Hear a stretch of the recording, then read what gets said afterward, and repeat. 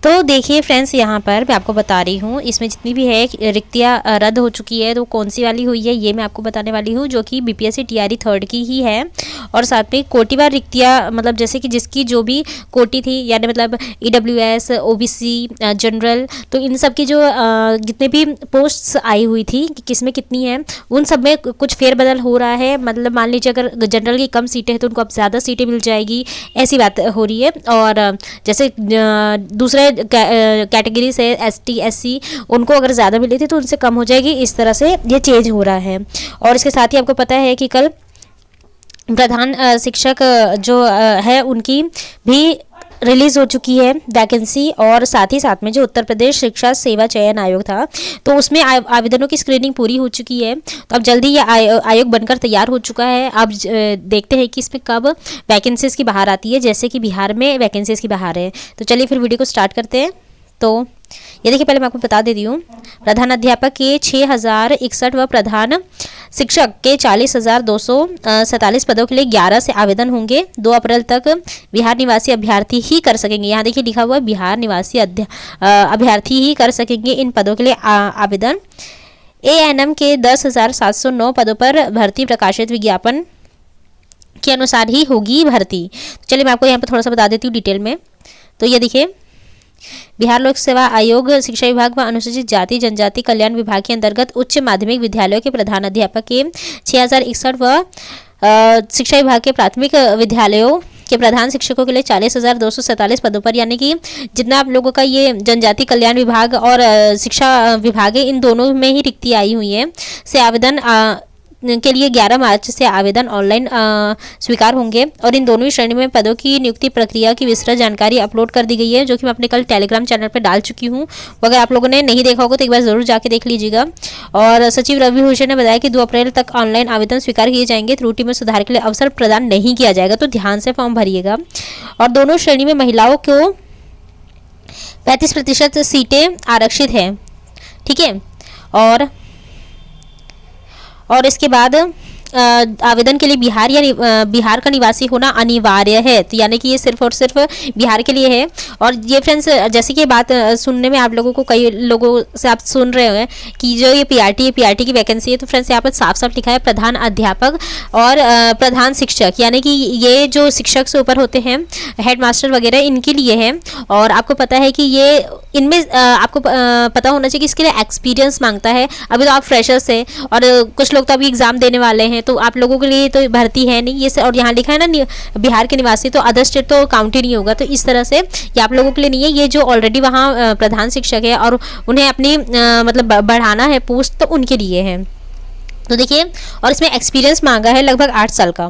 तो देखिए 2012 या उसके बाद नियुक्ति शिक्षकों की आवेदन के लिए शिक्षक पात्रता परीक्षा उत्तीर्ण होना आवश्यक है।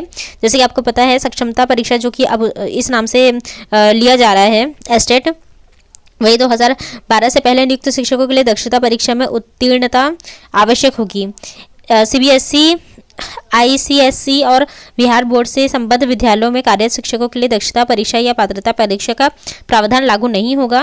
राज्य के विद्यालय में माध्यमिक शिक्षक के पद पर न्यूनतम 8 वर्ष लगातार, देखिए यहाँ लिखा हुआ है न्यूनतम 8 वर्ष की लगातार सेवा, और सीबीएसई बिहार बोर्ड के साथ स्थायी संबद्धता प्राप्त विद्यालयों में माध्यमिक शिक्षक के पद पर न्यूनतम 12 साल की लगातार सेवा, और ये के साथ प्राप्त विद्यालय में उच्च माध्यमिक के लिए पद पर 10 वर्ष की लगातार सेवा, यानी 8 से 10 वर्ष, मतलब जितनी भी पोस्ट होंगी अलग अलग पोस्ट के लिए, तो उस तरह से उनकी एक्सपीरियंस मांगे गए हैं।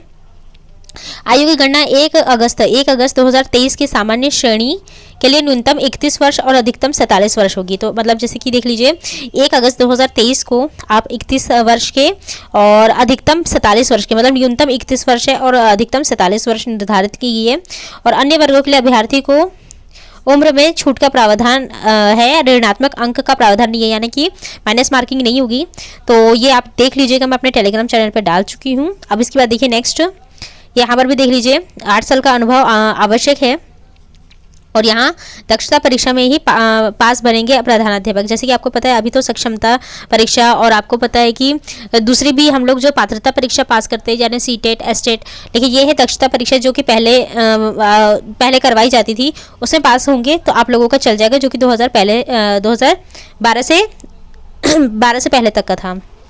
और देखिए यहाँ पर जो मेन चीज़ है, शिक्षक नियुक्ति के लिए भेजी गई रिक्ति सूची रद्द क्यों हुई है? सभी जिलों के डीईओ व डीपीओ को दोबारा रोस्टर बनाने का आदेश दिया गया है।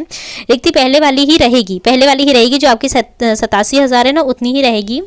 बदल जाएगी तो कोटिवार रिक्ति है, यानी कि जनरल में कम अगर सीट है तो उसमें ज़्यादा हो जाएगी, ST SC में ज़्यादा थी तो कम हो जाएगी, ऐसा कुछ हो सकता है। अभी मैं आपको बताती हूँ। जिले में इस तरह है रिक्ति, 11वीं 12वीं में 926 रिक्ति बनेगा रोस्टर, 9वीं 10वीं में 661 पद पर बनेगा रोस्टर और 6 to 8 में 569 पद पर बनेगा रोस्टर। पहली से 5वीं में 1637 पद के लिए बनेगा रोस्टर। तो यहाँ पर देखिए सारी चीज़ें बता दी गई है। बाकी यहाँ पर देख लेते हैं हम लोग। BPSC तीसरे चरण की शिक्षक नियुक्ति की भेजी गई रिक्ति सूची रद्द कर दी गई है और अब नए सिरे से रिक्ति का रोस्टर बनाया जाएगा। मुजफ्फरपुर समेत कई जिलों के DEO और DPO स्थापना को दोबारा रोस्टर बनाने का निर्देश दिया गया है।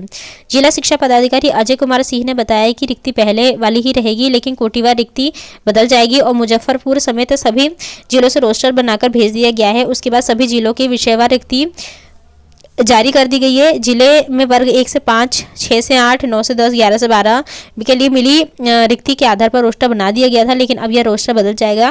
बैकलॉग लेते हुए सभी कोटि की रिक्ति की गणना होगी। जिला शिक्षा पदाधिकारी ने बताया कि पहले रोस्टर बिंदु 1 से लेते हुए रिक्ति रोस्टर बनाया गया था, पर अब पहले और दूसरे चरण की कुल रिक्ति और इस पर नियुक्ति को लेते हुए तीसरे चरण की कंटिन्यूटी में रोस्टर बनाया जाना है। बैकलॉग को लेते हुए सभी कोटि की रिक्ति की गणना की जाएगी और पहले चरण में लगभग 6,000 और दूसरे चरण में लगभग 3,000 की नियुक्ति के बाद आगे 9100 से गणना की जाएगी, मगर बैकलॉग हर कोटि का लिया जाएगा। इस कोटि में इस वजह से बदलाव होगा, किसी में पद बढ़ जाएंगे तो किसी में घट जाएंगे, यानी ये जो बैकलॉग पद थे ना, इनको ये लोग जोड़ रहे हैं। यहाँ पर ये जितने बैकलॉग पद बचे थे, जो TRE 1 और 2 में जितने बचे हुए थे, उनको इसमें जोड़ के फिर आगे इन लोगों ने फिर से रोस्टर को तैयार करना है। तो ये जो चीज़ अभी कर रहे हैं ये पहले ही कर दिए होते। खैर नेक्स्ट देखिए, उत्तर प्रदेश शिक्षा सेवा चयन आयोग की स्क्रीनिंग पूरी। एक अध्यक्ष और 12 सदस्यों का किया जाना है चयन और 15 जनवरी तक शासन ने लिए थे आवेदकों के आवेदन। तो आपको पता है अध्यक्ष जितने भी अध्यक्ष पद के लिए आवेदन लिए गए थे कि वहाँ पर जो भी लोग हमारा एग्जाम कंडक्ट करवाएंगे उनके आवेदन लिए गए थे। तो देखिए प्राथमिक से लेकर एडेड उच्च शिक्षण संस्थानों तक में शिक्षक भर्ती के लिए उत्तर प्रदेश शिक्षा सेवा चयन आयोग के गठन की प्रक्रिया अंतिम दौर में है। आयोग के में अध्यक्ष और 12 सदस्यों के लिए 900 से अधिक आवेदन शासन को मिले हैं और 15 जनवरी तक आवेदनों की स्क्रीनिंग पूरी कर ली गई है। अंतिम नामों को मुख्यमंत्री की ओर से फाइनल किया जाना है। इसके लिए शासन स्तर पर गठित सर्च कमेटी ने प्रक्रिया पूरी कर ली है। देखिए सारी प्रक्रियाएं पूरी हो चुकी है। उत्तर प्रदेश शिक्षा सेवा चयन आयोग में अध्यक्ष और सदस्यों के चयन के लिए अधिनियम 2023 की शर्तों के अनुसार अध्यक्ष और सदस्यों के लिए बायोडेटा सहित आवेदन 22 दिसंबर से 15 जनवरी के मध्य लिए गए थे और 12 सदस्यों में से 6 शिक्षाविद थे और अन्य 6 सदस्य अधिकारी वर्ग से होंगे। और चयन के लिए मुख्य सचिव की अध्यक्षता में बनाई गई सर्च कमेटी ने तय मानकों के अनुरूप आवेदनों के साथ संलग्न प्रपत्रों की स्क्रीनिंग कर सूचीबद्ध कर लिया है। मुख्यमंत्री इसी सूची से तय मानक के अनुरूप अध्यक्ष और सदस्यों के नाम फाइनल करेंगे और मुख्यमंत्री की हाई लेवल कमेटी की मीटिंग किसी भी दिन हो सकती है, यानी अभी देखिए होने वाली है। और मुख्यमंत्री के नाम फाइनल करने के बाद ही अनुमोदन के लिए राज्यपाल के पास भेजा जाएगा और राज्यपाल से मंजूरी मिलने के साथ ही उत्तर प्रदेश शिक्षा सेवा चयन आयोग गठित हो जाएगा।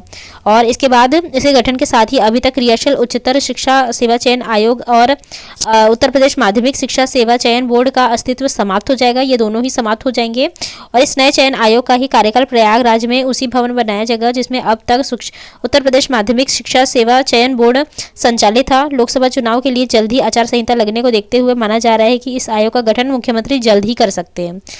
तो ये जैसे ही बन जाएगा तो अब देखते हैं कि जितने भी PRT से लेके उच्च माध्यमिक तक आप लोगों की टीचिंग की वैकेंसीज आती है या नहीं आती है। हालांकि देखिए आचार संहिता लग जाएगी, उसके पहले तो कुछ नहीं हो सकता है, बस ये आयोग बन जाएगा उसके बाद ही कुछ हो सकता है। आपकी वैकेंसी आएगी नहीं तो नहीं आएगी। बाकी बिहार में देखिए नौकरी की बहार है, तो आप इस समय बिहार की ही तैयारी कीजिए।